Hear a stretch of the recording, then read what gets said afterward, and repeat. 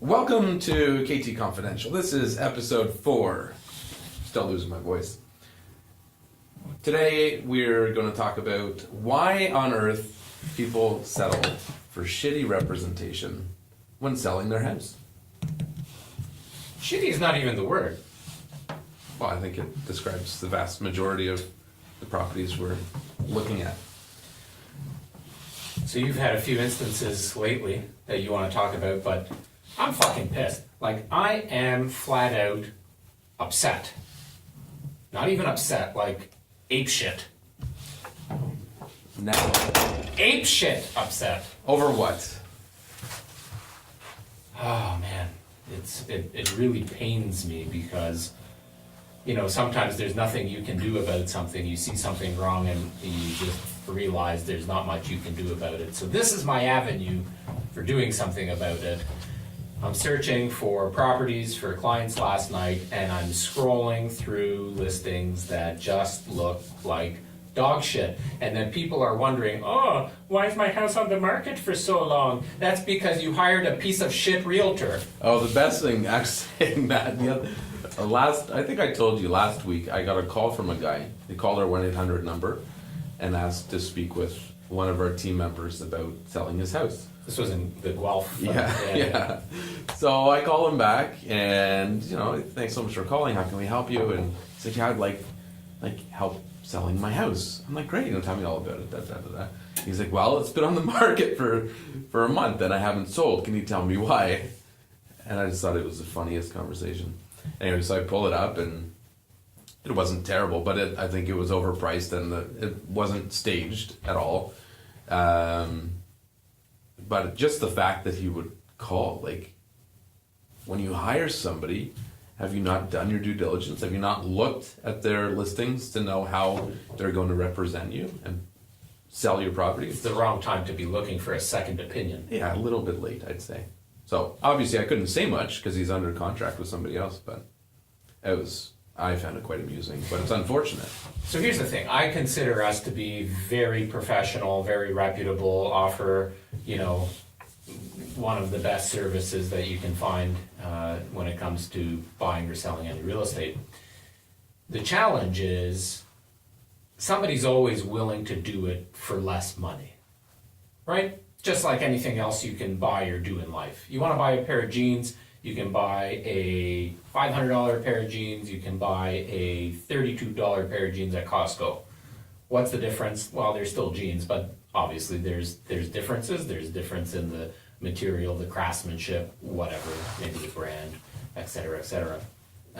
Cars, you can buy, we talked about cars in the last podcast, you can buy a $15,000 car, you can buy a $300,000 car, and that goes with every service, every product, everything, right?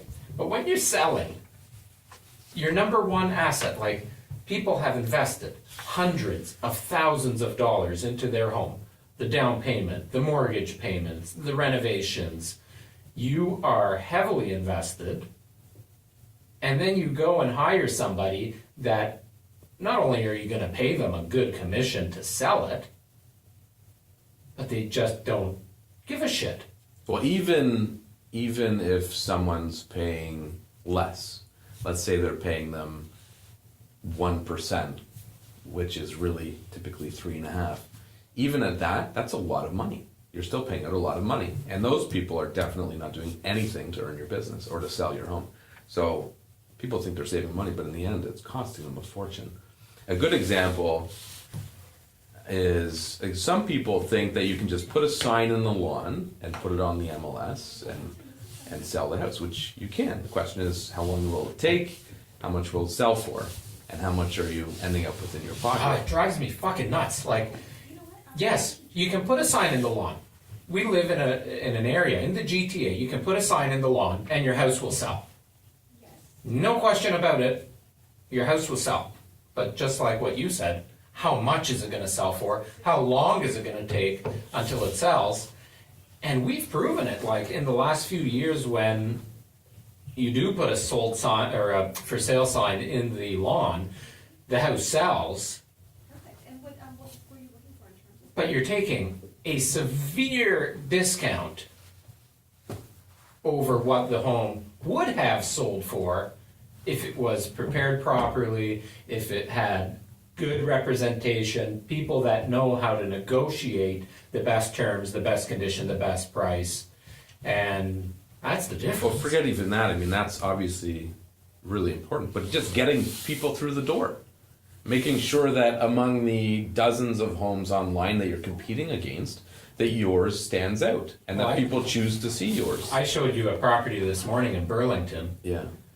It's priced under $500,000. It's a prime location, you know, upper middle, close to the 407 in Burlington. And this is one of those ones you can pull up there on Cavendish. Okay, perfect. I'll pass on the message. I think it's a great opportunity for either a first-time home buyer, potentially an investor, but, you know, the realtor representing the seller didn't do anything to showcase the property. The photos are shit.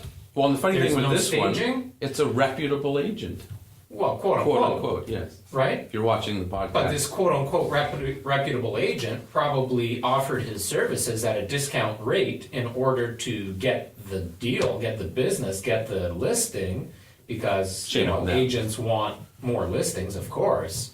But, you know, do you offer a subpar service to your client? Like, I just don't get it. Like, how does a seller in today's day and age, with all of the technology and information available to people, like, anybody wants to scope us out, like, they'll find out who we are, our personal lives, our business lives, how we present properties, how we market them. You've got our catalogs, our brochures, our videos, photos, everything's out there for anybody to see. So if you're hiring somebody to represent you in selling your home, how are you not doing that homework and realizing that, man, this guy is great, or this team is great, they're going to do an amazing job of marketing my property. If your home isn't marketed well online, nobody's going to come and see your house. Who wants to come and see that piece of shit house? That particular house has been on the market for,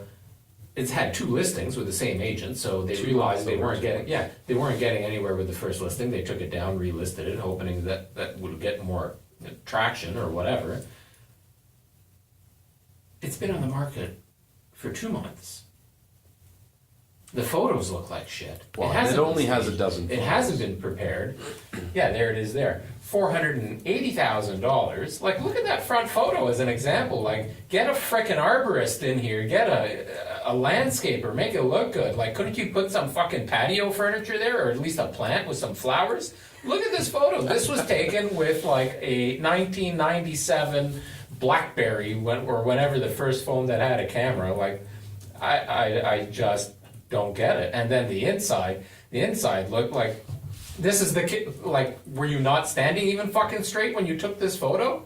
Like, how bad is that? And then, look at this. Go back to that photo. Look at, what the fuck is this?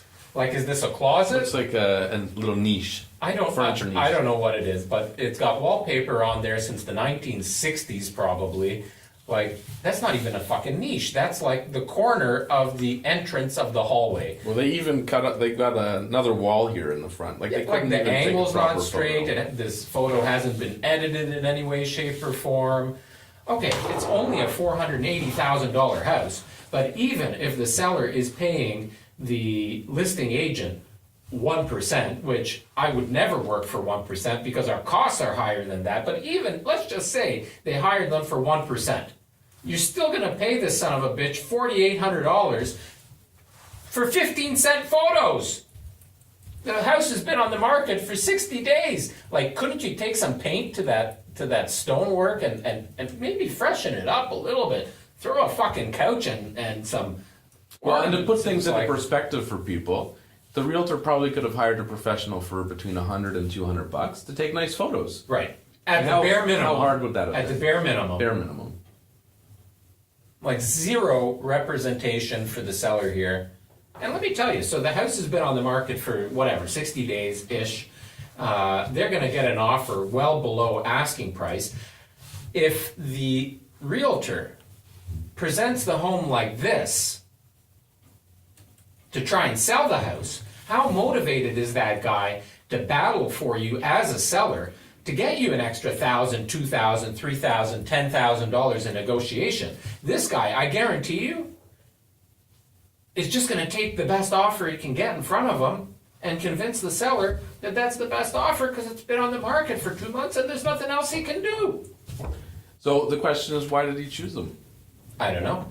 Was the salesperson... I don't know. Relationships, I don't know. I think that's a lot of it. People are referred to somebody, or it's a family member or a friend, so they choose them. Actually, I have a great example. One of those listings, the one on Carbert that you pull up. So this is a house that we did a listing presentation at, and really nice couple. And it's in our neighborhood. In our neighborhood. That bites when we lose those kind of deals. It happens, but it does. They told us, yep, we're going to go forward with you guys. And then a couple days passed. We weren't able to get a hold of them. We finally got a response, and they said that their family were upset because they weren't using their family friend that was a real estate agent, which they had told me about before. They told me they had a close friend that they didn't want to use necessarily. Anyway, so they were apparently pushed into using this person, which goes back to why people use real estate agents. A lot of it is because friends or family refer them to you. They ended up listing this for, I think it was $80,000 more than I had suggested. It was on the market for months, such a long time. By the time they sold for $20,000 less than what I had suggested. $100,000 spread. And if they would have gone with your recommended price and gone with our service in the beginning, sold in a few weeks for full asking price. Or very close to it. Made $20,000 more. Right. And I bet you this guy did it at a discounted rate and they thought that they were getting a deal because they were a friend and blah, blah, blah. So maybe they saved $5,000 on commission, but they lost $15,000 in actual net money. Oh, for Go sure. back to the kitchen photos, Cameron. Like, okay, so they did hire a professional photographer, but look at just stop there. Look at this house, like, look at the, it's got iron pickets, it's got crown molding, it's got 9-foot ceilings, it's got pot lights, like, it present, like the big newel post. And you should have seen the basement, it was so nice, huge bathroom. Now go to the kitchen picture. So you can tell this home hasn't been staged. The seller's actually prepared. Go one photo forward, maybe one more. It's empty, there's not a Like whole lot. what? There isn't even a few bottles of Perrier. There isn't any floral decoration. There isn't any punch of color. There isn't even a fucking cookbook in there. Like, it's totally stark and naked. And then the couches and you know, just the overall color and decor. I mean, The fuck is that ottoman doing right beside the kitchen island? honestly, that's so you can, if you're short or you're a hobbit, you can hop on there and Wash your dishes in your hands. Yeah. It was a nice house, it's a shame. But it's, everybody knows a realtor. Unfortunately, So here's it's the not the one message. you should use. Here's the message. Because I think it's an important message that it doesn't get enough, it doesn't hit home enough for a lot of people. So here's the message. Your home is your number one asset. There's no disagreeing with that. If you're going to sell it, do your homework. Find the right person to represent you. Because if you don't, it's going to cost you a lot of money. And if the person you have found isn't able to produce a high level of negotiation experience, marketing, online savvy, just overall tech savvy, and then understand your home intimately with the upgrades, the location, the size, who the buyer is. If this person doesn't have the whole package, I guarantee you are leaving money on the fucking table. You are leaving your highest investment, your biggest investment, in the hands of an amateur. There are 50,000 realtors in the GTA. Over half of them sell less than 2 homes a year. It's a stat. Go on to the Toronto Real Estate Board and look it up. More than 50% of realtors in the GTA sell less than 2 homes a year. That means they sell either one or nothing the entire year. Why? You remember that one guy? I remember you were trying to put a deal together maybe 2 years ago, and it was like 3 o'clock in the afternoon, and you called and you wanted to submit an offer on his listing, and you didn't hear anything back, and finally he called you back and he apologized because he was at his job. Yeah. Do you remember that? Yeah, he couldn't take the call because he was working. He was working. Yeah. Yeah. Yeah. Like, imagine if, I can't imagine his clients had any idea. Like, that's unbelievable. Right. You had an offer ready to go at 3 o'clock in the afternoon I just couldn't get a hold of him. because he was at his job. Yeah. I think one of the best things people can do, and I had a client do it, which is funny because I caught him doing it. Before you hire someone, go to their listings. So you can look up and see what they've recently sold, go to those properties and ask about their experiences, like firsthand candid feedback from existing clients. So we have cameras at all of our properties, and I have one client, Brian, and Cherry Ann. So before they hired us, I got a notification on one of our cameras that somebody was approaching the house. So I looked at it because I knew there was no showings, and it was Brian. He was walking up to the front door, knocking on the door. He looked a little awkward. He was walking back and forth up and down the walkway. Anyways, nobody answered, so he left. And then a few minutes later, I get another notification at another house down the street. So he had gone to this other property. I saw him on camera again. He's knocking on the door because we've got our for sale sign up, and he's trying to speak to these guys to get firsthand Good for him. feedback. Absolutely. I think everybody needs to do that. Like, people are And he listed with us and had a good had experience. a great experience. Yeah. But he did his due diligence. I don't know why people are rushing to make decisions. And we talk about it all the time about getting people involved early. Like, if you have any inclination that you're going to sell at any point in the next 12 to 24 months, start your process now. Start interviewing people. Do your homework. And it goes so much deeper now. Like, people don't really understand what is involved when a realtor takes over. Like, we make it, like, let's be honest, and I don't want to, stroke our cords too much, but we make it so easy for sellers to say, here are the keys and take the reins, and they're blown away about how easy, professional, the timely responses and all that.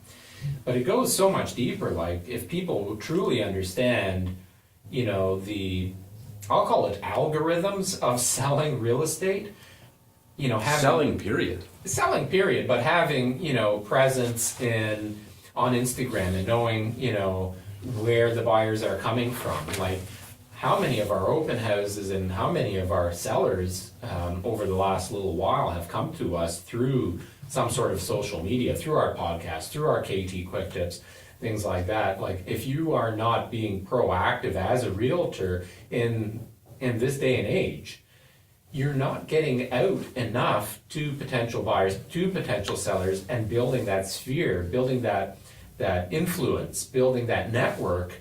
And that's what I think a lot of realtors miss. We come from the automotive industry selling cars. That was, a little bit different experience, but they are very similar in the sense that a car is, probably your second biggest investment next to a home. And I think automotive salespeople miss the boat completely on this, in that they just wait for somebody to walk through the dealership doors, do the best that they can, and that's it. They're not getting active in social media. They're not concentrating on honing their negotiation skills, their follow-up skills, sending a client gifts, so many things that they can be doing. So it does go out into sales as a whole, even if you're selling suits at Harry Rosen or whatever. Like, there are so many different avenues. But for realtors, when a seller is going to cut a check for $20, $30, $100, $200,000 as a commission to sell their home, and you haven't done everything possible to educate yourself, to hone your skills, to be out there as a tech savvy individual. Well, Sorry, and you're not in the 1990s. it's anymore. even this is more important. 2019, and this is the time. Well, it's even more important now for people to really do their due diligence, because I get marketing flyers and shit at the house all the time, and there's so many things that are misleading. So if you don't do your research, you really, you're getting suckered into this stuff. Like talking about social media, how many people, everybody now says follow us on Facebook and like us on Instagram, and Note to self: don't say that. in Did the I do it next backwards? quick tips episode. yeah. But like most of these people that are promoting their social media, the last post was April of fucking 2015. So if they're not maintaining it, it's useless. Like everybody's on there, but are they actually using it properly? Yeah, they're not engaging. They're not following a system. They're just randomly posting and hoping for the best. Yeah. And that's what a lot of sellers, they miss, because they fall into, and even buyers, we're not even talking about buyers. Like if you're looking to buy a home and you haven't hired a great realtor to represent you, that is going to be a very draining process for you. Because if this person doesn't know the area, doesn't have a leg up on the market, what listings are coming, what has sold, what's active in the market, if they don't have an idea how to negotiate properly and represent you, and then if they don't have services to complement all that, why? People need to meet with a minimum of 3 realtors, I'd say, Oh, 100%. at least. You need to interview 2, 3, 4 people and really just, ultimately you got to feel comfortable with somebody, right? They can have the best services, but if the guy or the girl's a dick, then, don't hire that person. Yeah. But for the most part, if you find somebody that you're comfortable with and they do a good job. And I wouldn't even say, I think a lot of people are by default leaning towards the quote unquote reputable people in their area that have been in the business for 20 or 30 years, Okay. because that's who they see a lot of signs for. A lot of those realtors that have been in the business for so long are still printing newspaper ads, right? Like they're just not up with the time. They don't know where today's buyers are, how to communicate with them, and how to Right. sell. So I feel sorry for those people that are still spending money on news ads, Yeah. like newspaper ads. it does nothing for the home. It's just promoting yourself. Right, so it does absolutely nothing for the home, like zero, nothing. Not even one person is gonna call off of that newspaper ad. If one person does, good fucking luck. We already had, 40 people contact us from an Instagram ad, while your newspaper ad, which cost Was 3 still times on the more, printing press. was still on. The house is already sold. The ad is getting produced, but it doesn't even help the realtor do any proper marketing for themselves. Like that's the point. That's why realtors actually put ads in newspapers, is to, get their own brand out there, get their name out there. But that doesn't even do that good of a job. Like you're gonna spend $375 for a quarter-page ad in your local newspaper. You take that $375 and put it into Facebook, Instagram, Google, YouTube ads. You're gonna have Unbelievably more effective. probably 400 times the visibility, 4,000 times the visibility, but they're not doing it. Why? Because they are stuck in the 1980s, 1990s, yet people continue to hire these people, so they're getting more business, and then they start their claims of top 1% realtor in 2017. It's What odd the that fuck is top 1% realtor? everybody seems to be top 1%. Right. And Who like, isn't a top 1% realtor? yeah, it's very confusing. Every bus stop. We were one of the top producing teams in the country. We were number 17 in the country for Century 21 last year. Is it in any of our marketing? I don't think so. Oh, it's irrelevant. Totally irrelevant. I don't, care about awards or anything. You know, the one thing I'll say is I feel good about being a realtor going forward. Why? Because I do think that with technology, the bad realtors are going to start dropping off because the cost of maintaining your license and being a realtor in general is very expensive.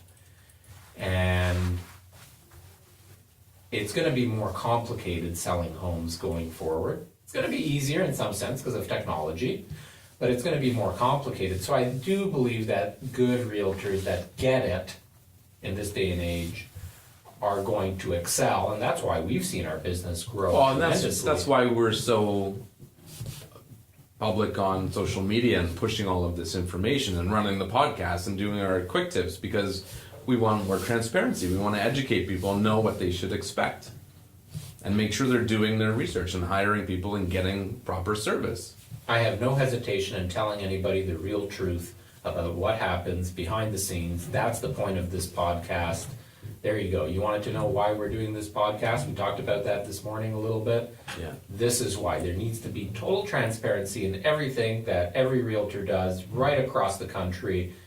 We're doing it. We're going to give everybody the inside scoop as to who we are, what we do, how we do it. No bullshit. The real facts, the truth. That's it. That's KT Confidential. And